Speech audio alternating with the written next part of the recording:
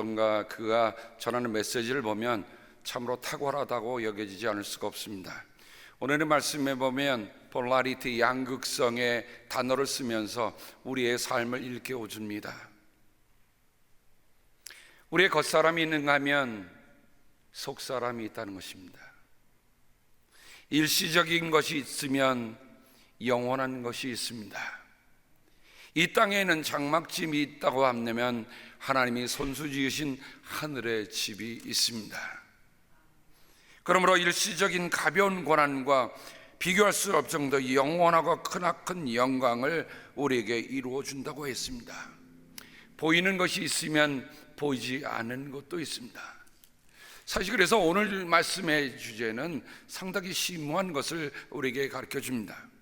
그러나 저는 오늘 고린도후서 4장 16절을 이 말씀을 중심으로 해서 여러분과 함께 말씀의 여정을 떠나보려고 합니다. 바울은 이렇게 얘기합니다. 그러므로 우리는 낙심하지 않습니다. 이 낙심한다는 말 자체가 사람이 피로하고 지쳐 있는 것을 얘기합니다. 우리의 삶을 살다 보면 우리를 지치게 만들고 우리를 낙심케 하는 일이 한두 가지가 아닙니다. 그런데 바울은 정말로 복음의 여정, 그 순교자의 여정을 가면서 자기를 낙심시킬 여러 가지 상황이 있음에도 불구하고 낙심하지 말라고 얘기합니다. 그러므로 오늘 우리 이 말씀을 통해서 낙심하지 않는 그리스도인이 되어야 할 것임을 마음속에 새길 수 있기를 바랍니다. 제가 이 에그카케오라고 하는, 낙심하지 말라고 하는 이 단어를 찾아보니까 누가복음에서 18장 1절에 한 번, 그리고 바울이 5번을 쓰고 있습니다. 그러니까 그것을 찾아보면 우리가 어떤 일에 낙심하지 않아야 할 것인가 하는 것을 우리에게 분명히 얘기해 줍니다. 첫째로 예수님은 기도하다가 낙심하지 말라고 하십니다. 여러분, 기도하면서 낙심하는 이유가 왜 그렇습니까? 기도하다가 뭔가 응답되지 않는다고 하는 것 때문에 우리가 기도하다 낙심합니다. 그런데 누가복음 18장 1절에 예수님께서는 제자들에게 늘 기도하고 낙심하지 말아야 한다는 뜻으로 비유를 하나 말씀하셨습니다. 어느 고을에 하나님도 두려워하지 않고 사람도 존중하지 않는 한 재판관이 있었습니다. 심각합니다. 하나님도 두려워하지 않고 사람도 존중하지 않습니다. 그러니까 이 재판관은 얼마나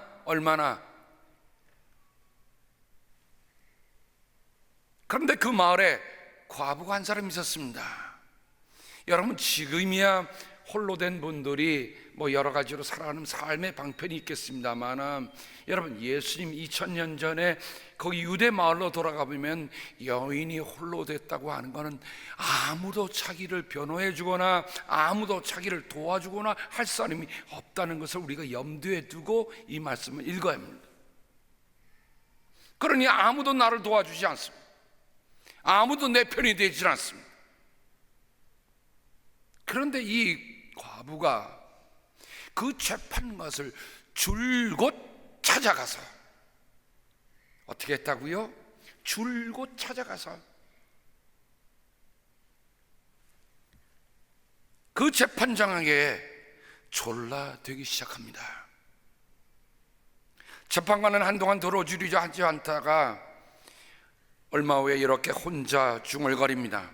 내가 정말 하나님도 두려워하지 않고 사람도 존중하지 않지만 이 과부가 나를 이렇게 귀찮게 하니 그의 권리를 찾아줘야겠다.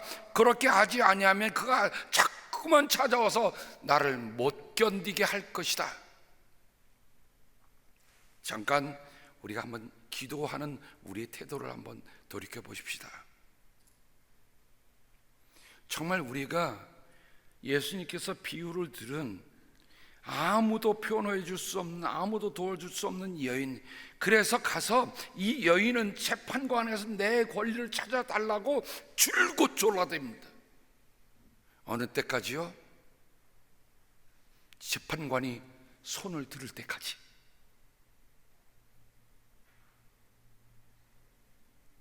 우리가 기도하다 낙심하는 이유는 뭡니까? 정말 우리가 이 아무도 도와줄 리 없는 이 여인이 재판관을 줄고 찾아가서 졸라된 만큼 우리 기도했습니까? 아니면 적당히 기도하다가 안 되면 에이 그만두지 하고 포기하지는 않았습니까? 그러니 예수님께서 이런 비유까지 들으시면서 우리에게 기도하며, 어떻게 기도해요? 늘 기도하며 낙심하지 말아라.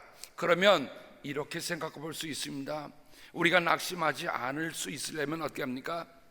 늘 기도하는 게 낙심하지 않은 방법입니다. 기도하지 않는 사람은 낙심합니다. 그러나 매일같이 기도하는 사람, 이렇게 얘기했으면 좋겠습니다. 나는 낙심할 시간이 없어요.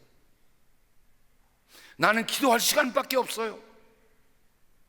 나는 낙심할 시간이 없어요.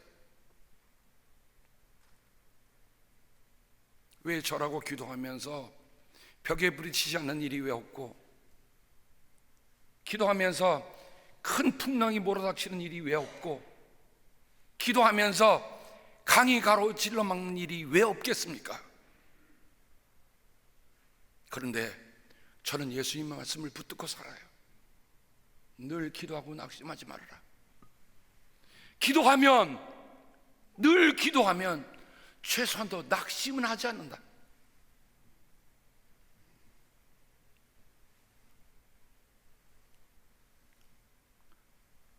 둘째로 사도 바울은 우리에게 낙심하지 말라고 합니다. 낙심하지 않는 이유가 있습니다. 고린도후서 4장 1절에 보면 우리는 하나님의 자비를 힘입어서 이 직분을 맡고 있으니 낙심하지 않습니다. 고린도후서 3장 18절에 보면 우리는 모든 노를 벗어버리고 주님의 영광을 바라봅니다. 이렇게 해서 우리는 주님과 같은 모습으로 변화하여 점점 더 큰 영광에 이르게 됩니다. 이것은 영이신, 성령이신 주님께서 하시는 일입니다. 고린도후서 4장 1절에 바울은 내가 맡고 있는 이 직분 때문에, 하나님의 자비를 힘입기 때문에 나는 낙심하지 않는다고 하고 있습니다. 복음 전도자의 삶이 결코 쉬운 때가 아니었습니다. 그런데 바울은 내 안에 두신 하나님의 그 은혜가 커서 이 복음을 전하는 직분을 맡은 이 직분 하나 때문만도 나는 낙심하지 않는다고 하는 것입니다. 우리는 어떤 사람들입니까? 바울의 고린도후서 3장 1절 이하에 보면 우리는 그리스도의 추천장이요 그리스도의 편지라고 얘기합니다. 고린도후서 3장 3절에 보면 여러분은 분명히 그리스도께서 쓰신 편지입니다. 우리는 그것을 작성하는데 봉사하였습니다. 그것은 먹물로 쓰는 것이 아니라 살아계신 하나님의 영으로 쓰시는 것이요 돌판에 쓴 것이 아니라 가슴판에 쓴 것입니다. 자, 그러면 우리 마음판을 한번 보십시다. 우리 마음판에 하나님의 영이 너는 나의 사람이다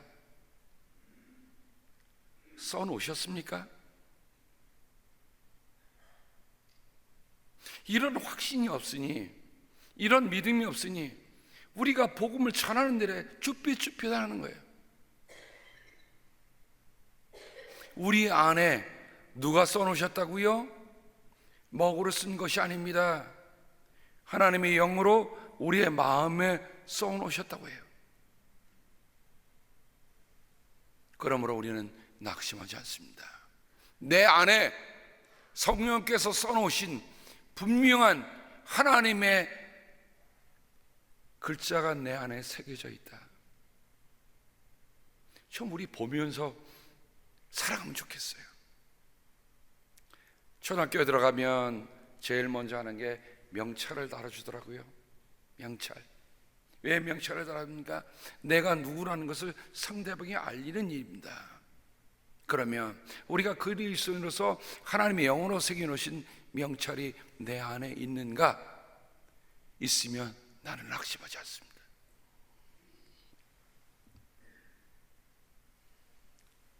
세 번째, 우리가 낙심하지 않을 이유가 있습니다. 갈라디아서 6장 9절에 보면 바울은 이렇게 얘기합니다. 선한 일을 하다가 낙심하지 맙시다. 무슨 일을 하다가요? 선한 일을. 선하다고 하는 것은 아가토스라는 말이라고 말씀드렸어요. 착한 일, 기쁜 일, 아름다운 일입니다. 이 선한 일을 하다가 낙심하지 맙시다. 지쳐서 넘어지지 아니하면 때가 이를 때에 거두게 될 것입니다. 왜 낙심하지 않습니까? 우리가 선한 일을 하면 선한 일에 대한 추수를 할 것이라고 하는 믿음이 우리에게 있기 때문에 그렇습니다. 바울은 그 말씀 전 6장 7절 8절에 자기를 속이지 마십시오. 하나님은 조롱을 받으실 분이 아니십니다. 사람은 무엇을 심든지 심은 대로 거둘 것입니다. 자기 육체에다가 심는 사람은 육체에서 썩을 것을 거두고 성령에다 심는 사람은 성령에서 영생을 거둘 것입니다. 자, 그러면 지금 내가 무엇을 심고 있는가 스스로를 돌아봐야 돼요. 하나님은 조롱받으실 분이 아닙니다. 바울이 이렇게 얘기한 데에는 큰 이유가 있습니다.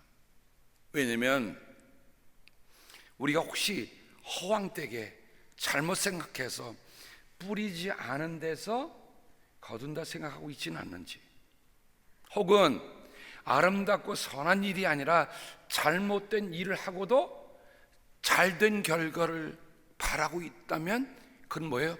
하나님을 조롱하는 거란 말이에요. 여러분, 우리가 하나님을 조롱해서 해야 되겠습니까? 바울이 이 말을 쓸 정도로 우리에게 살아가는 삶의 태도가 얼마나 중요한 건가 하는 것을 우리에게 얘기해 줍니다.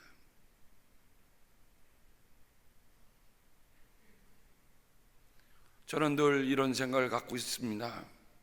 오늘은 내가 어저께 뿌린 씨의 결과다. 내일은 오늘 내가 뿌린 씨의 결실이다. 저는 허황되게 기도하지 않습니다.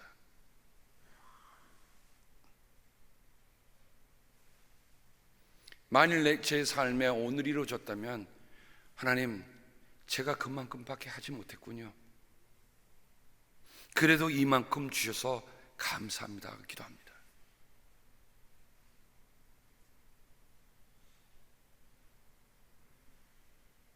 어제 버클리 쪽에서 제가 아는 목사님 한 분이 전화했습니다. 목사님, 제가 아는 분이 보스턴에서 같이 섬겼는데 이분은 교회를 혼자서 다 짐을 지고 지금까지 왔습니다.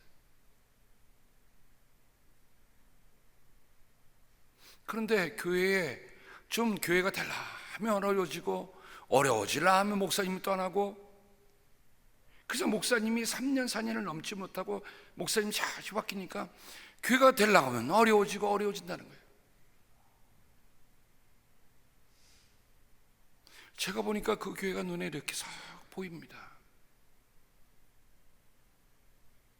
근데 부인이 너무 많이 아프게 돼서 불갑을 이곳을 떠나게 됐습니다.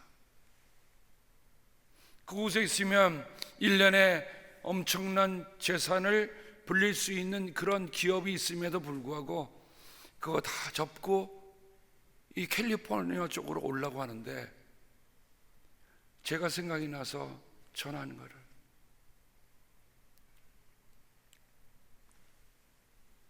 그래서 제가 말씀을 듣다가 그랬어요. 정말 예수님 믿고 한 교회를 섬기면서 수고했던 그분의 수고가 얼마인가 알아요. 얼마나 힘들었을까. 흔들거리는 교회를 지키느라 얼마나 외로웠을까. 부어도 끝이 없을 것 같은 교회에 버텨온 그분들, 이제는 당신 아내가 몸이 안 좋아서 더 이상 버텨줄 수 없어서 온다고 하는데, 기도했어요. 하나님, 이제는 그분들에게도 그렇게 수고한 만큼의 위로와 평화를 주십시오. 그래서 제가 과감하게 얘기했어요. 뭐라 그랬을까요? 우리 교회 앞에 은퇴촌이 있으니 오시라고 해라. 목사님 아직 그 나이가 아닌데요. 뭐 나이가 문제예요? 올 자격은 되는데 오라고 그랬어요. 만나자고. 그래서 그 사업이 종료되면 연락을 하겠다고 그러더라고요. 오라고. 이처럼 우리가 선한 일을 하다가 낙심하는 사람들이 있어요. 그런데 여러분, 오늘 바울이 뭐라고 합니까? 보이는 세계가 있는가 하면 보이지 않는 세계가 있잖아요. 우리는 보이는 것을 투자하는 이유는 보이지 않는 것을 얻고자 함이에요. 이해가 되시죠? 하나님의 세계는 우리가 다 눈으로 볼 수 없는 겁니다. 우리가 다 말로 다 표현할 수 있고 우리가 다 생각으로 다 감지할 수 있다고 한다면 그건 하나님 나라가 이미 아니에요. 우리는 아주 부분적인 것을 알고 있을 뿐이에요. 그러나 분명한 것은 하나님이 선한 마음으로 씨를 뿌린 그 사랑의 수고를 하나님 결코 잊지 않으신다는 겁니다. 그러니 선한 일을 하다가 낙심하지 마세요. 낙심하는 것은 우리가 자꾸 눈에 보이는 세상이 다라고 하는, 이 결과가 다라고 하는 생각 때문에 낙심하는 거지.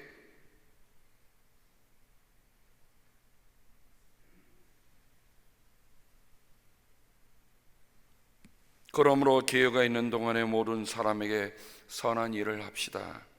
특히 믿음의 식구들에게는 더욱 그렇게 합시다.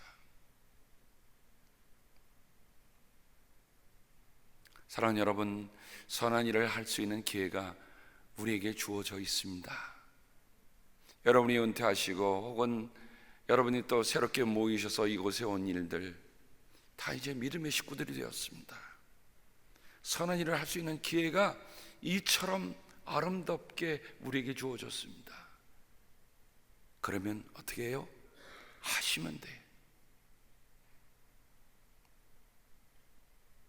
그게 낙심하지 않는 비결입니다.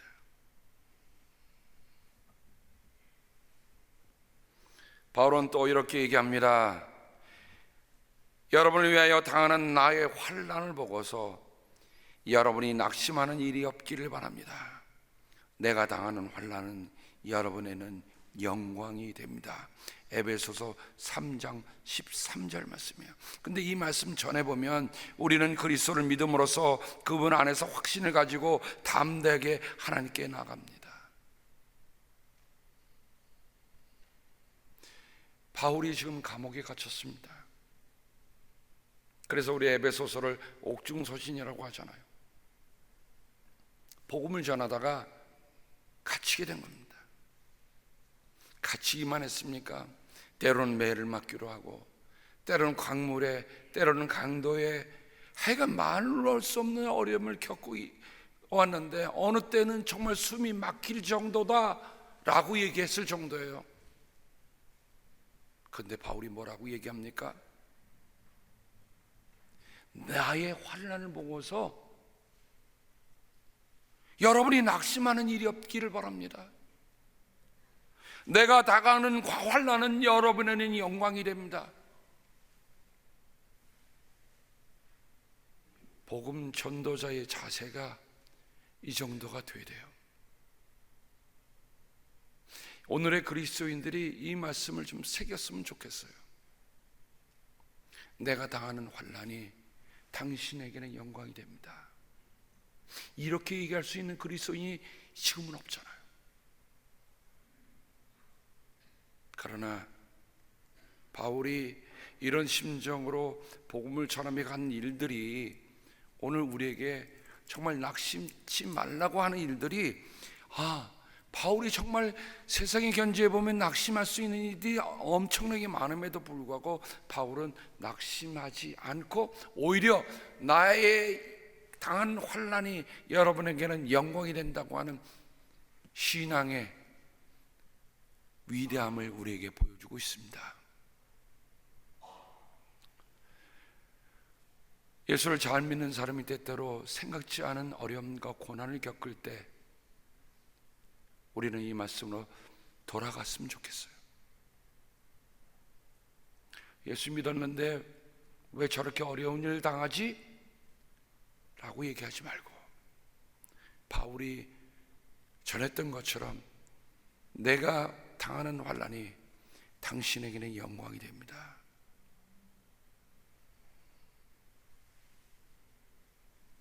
끝으로 한 번 더 바울은 낙심하지 말라는 말을 데살로니가 후서 3장 13절에 말씀하는데, 형제 자매 여러분, 선한 일을 하다가 낙심하지 마십시오.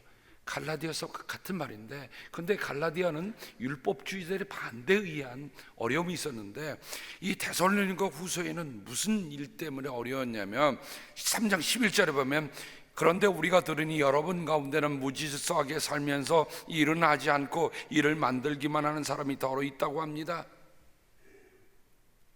한쪽에서는요 선한 일을 하려고 야시아시아 가는데, 한쪽에는 어떻게 해요?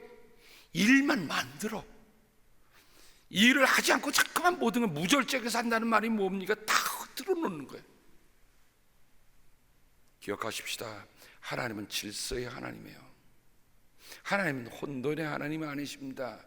하나님은 모든 일을 질서 있게 만들어 가세요. 우리의 삶도 교회도 모든 일도. 그런데 그 일들을 흐트러 놓고 방해하는 사람이 일감이 되고 있는 사람들이 있으니 선한 일을 하다가 어떻게 해요?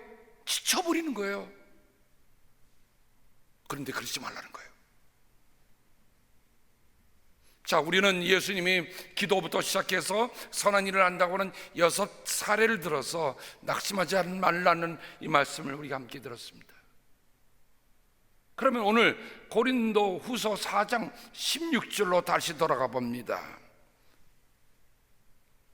우리는 낙심하지 않습니다. 왜 낙심하지 않습니까? 이유가 있어요. 자, 우리의 겉사람은 낡아가나. 이 말씀을 보면서 저는 이렇게 해석을 봅니다. 낡아지는 것에 너무 마음 쓰지 마십시오. 제가 오늘 아침에 우리 유스 티처하고 말씀 나누면서 이런 얘기를 했어요.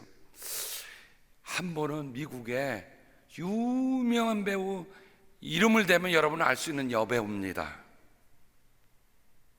그분은 세계적인 미인이라고 그랬거든요.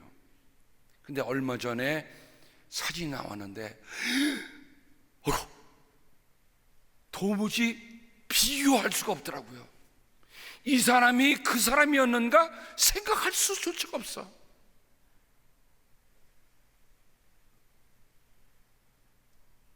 여러분, 만약에 우리의 인생이 낡아지는 것에 대한 마음을 많이 쓴다면 어떤 일이 있을까요? 우리는 거울 보면서 매일매일 같이 슬퍼질 것 같아. 흰머리가 하나 더 났네. 주름살이 하나 더 늘었네. 왜 내 모습이 이렇게 될까? 그런데 하나님은 우리에게 그 눈에 보이는 거울에 너무 마음 쓰지 말라, 우리에게 가르쳐 주시는 것입니다. 낡아지는 것에 너무 마음 쓰지 말라. 낡아지는 것이 뭐가 있을까? 낡아진다는 말이 demolish라는 뜻이 있어요. 파괴되고 destroy, 부서지는 것을 얘기합니다. 부서지고 말 것, 썩어버리고 말 것, 없어지고 말 것, 이거 마음 쓰지 마시라는 거예요. 우리의 삶에 얼마나 많은 비중이 없어질 것, 부서질 거에 마음 두고 있습니까? 예수님이 누가복음 12장에 이런 말씀을 하셨습니다. 너희 소유를 팔아서 자선을 베풀어라. 너희는 자기를 위하여 낡아지지 않는 주머니를 만들고 하늘에다가 없어지지 않는 재물을 쌓아두어라. 거기에는 도둑이나 좀의 피해가 없다. 예수님 말씀 참 재밌게 하셨어요. 어느 때 여러분 주머니에 구멍이 나서 뭐 잃어버린 경험이 있으신 분 계십니까? 지금은 뭐 옷이 낡아지기 전에 또 새 옷을 입으니까 별로 없는데, 저희가 자라면서는요, 있던 옷 기어입고 기어입던 또 대고 쳐내되는데 앞불싸 주머니 넣는데 뭐가 주머니가 뚫어져 갖고 잃어버린 적이 있어요. 그건 무슨 주머니요? 낡아지는 주머니. 그런데 예수님이 낡아지지 않는 주머니라고 말씀하셨습니다. 아이, 세상에 낡아지지 않는 주머니가 어디 있어요? 어디 있어요? 낡아지지 않는 주머니가 어디 있어요? 있어요. 예수님 말씀하셨습니다. 하늘에다 쌓아두는 것, 이게 낡아지지 않는 주머니라는 겁니다.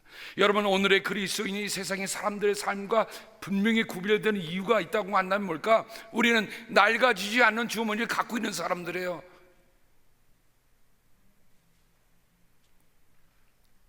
어제 우리 청직의 결산을 봤습니다만, 천방기 결산을 봤는데 정말 여러분들에게 저는 감사를 드립니다. 여러분 은퇴하시고 뭐 그렇게 많지 않잖아요. 그냥 살아가시잖아요. 쌓아두고 살아가시지 않는 거 알아요. 근데 하나님의 일을 위해서 여러분이 하시는 거 보면 정말 제가 가슴이 뜨겁습니다. 여러분, 이런 얘기 한다고 해서 여러분 시험 들지 마세요. 만약 우리 정도의 교인이 된다면, 만약 다른 사람들이 모이는 교회 보면요, 예산이 배 정도 됩니다. 근데 우리 교회는 2분의 1 정도 됩니다. 근데 감사의 도는 제가 더 깊어요.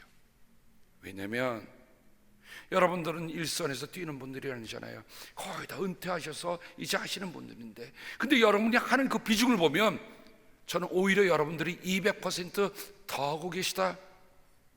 이번에 몽골 선교를 위해서 여러분들 한 분당, 죄송합니다, 노골적으로 얘기할게요, 써 있으니까 2,000불을 내시잖아요. 여러분, 누가 페이백 해 주십니까? 아니에요.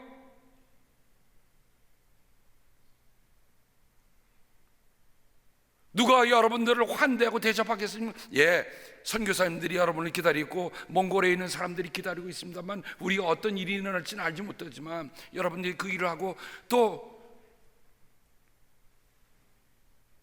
요즘은 제가 새벽에 봉헌함을 밖에다 내놓습니다. 어느 분이 선교 헌금 자유롭게 놓으십니다. 제가 그런 걸 볼 때마다 하나님께 감사한 뜨거운 눈물이 나요.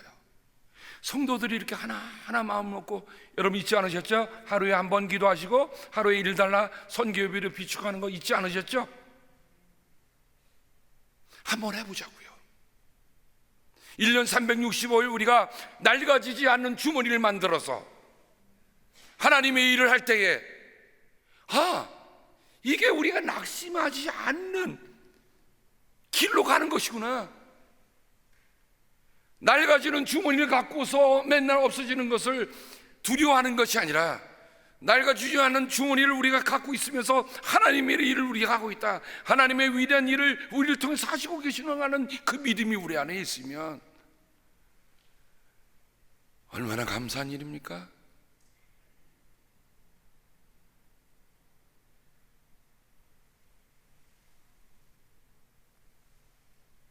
낡아진 날 말이 한 번 더 있더라고요. 디모데전서 6장 5절에 보면 5절 4절부터 읽습니다. 그는 이미 교만해서, 이 어떤 교만해지냐면 예수 그리스도의 건전한 말씀과 경건하게 부합되는 교훈을 따르지 않으면, 그러니까 예수님의 말씀을 무시하고 살아가는 사람입니다. 이런 사람은 어떻게 교만해져서, 사람이 교만한 거는요, 예수님의 말씀이 없기 때문에 교만한 거예요. 예수님의 말씀을 따르면 교만해질 수가 없어요. 아무것도 알지 못하면서 논쟁과 말다툼을 일삼는 병이 든 사람입니다. 그런 데서 시기와 분쟁과 비방과 악한 의심이 생깁니다. 그는 그리고 마음이 썩고, 이게 낡아진다. 썩는다, 낡는다는 말이 같은 뜻이에요. 왜 낡아집니까? 예수 그리스도의 살아있는 생생한 말씀이 살아있지 않고 그 말씀을 무시하고 살아가니까, 아무리 말씀을 들은 즉 뭐예요? 말씀을 무시하고 교만해지니까 어떻게 됐다고요? 논쟁과 말다툼을 일삼는 병이 든 사람이요, 시기와 분쟁과 비방과 악한 의심이 생긴다고 그래요. 주님, 내 안에 일 하나라도 이런 악한 의심이 생기지 않게 해달라고 우리 늘 기도해야 돼요. 그죠? 그저 주님의 말씀만이 내 안에 살아있게 하옵소서. 그래야 우리가 낡아지지 않고 썩지 않는 겁니다. 주님의 말씀이 없는 영혼은 썩은 믿음이에요.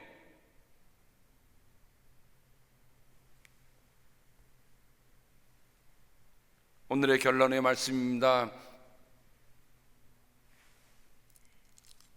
우리의 속사람은 날로 새로워집니다. 날로 새로워지는 속사람을 키워가는 우리가 되기를 바랍니다. 날로 새로워지는 day after day라고 해요. 영어로 돼 있더라고요. day after day. 오늘을 지나고 나니까 라는 게 오늘 가면 갈수록, 날이 가면 갈수록 내 속사람이 점점 더 어떻게 해요? 강건해지는 거예요. 점점 더 커가지는 거예요. 내 겉사람은 늙어지는데 내 속사람은, 이렇게 생각해 봤어요. 예수를 믿기 전에는 나의 겉사람이 이렇게 커졌어요. 내 속사람은 바닥이었어. 근데 예수님을 믿고 가면서 가다 보니까 점점 겉사람은 어떻게 해요? 점점 낡아지면서 이 밑으로 내려가. 근데 속사람은 어떻게 해요? 점점 올라가면서 이게 바뀌더라고요. 겉사람은 땅바닥에 가고 속사람은 하늘을 향해서 올라가고 있단 말이죠. 사랑하는 여러분, 우리의 삶에 만약에 평행선이나 우리의 삶의 선을 그려본다면 내 속사람과 내 겉사람을 볼 때 내가 어디 가 있는가 한번 보세요. 내 겉사람이 속사람 위에 있는지, 속사람이 겉사람 위에 있는지, 나는 지금 이 선을 분명히 거가면서 가고 있는지를 한번 우리가 돌아봤으면 좋겠어요.